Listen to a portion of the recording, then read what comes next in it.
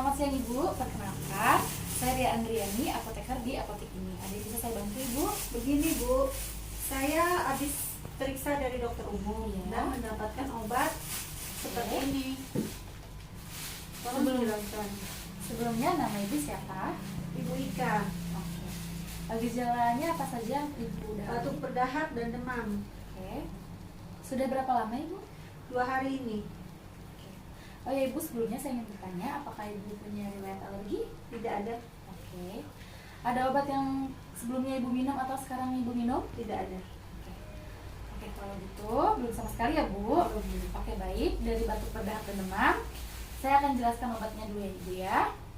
Pertama ini ada OBH, diminumnya 3 kali sehari setelah makan, 1 sendok makan. Ini untuk menyembuhkan batuk berdahaknya. Oke, kemudian ini ada obat paracetamol, diminum 3 kali sehari 1 tablet setelah makan juga ya Ibu. Ini untuk meredakan panasnya. Oke, apabila dalam 3 hari Ibu masih mengalami gejala yang sama, Ibu bisa periksakan kembali ke dokter untuk lebih lanjutnya ya Ibu. Baik Bu.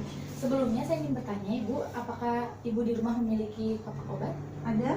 Oke, nah nanti disimpan obatnya di kotak obat ya Bu. Jauhkan dari jangkauan anak-anak ya Bu ya.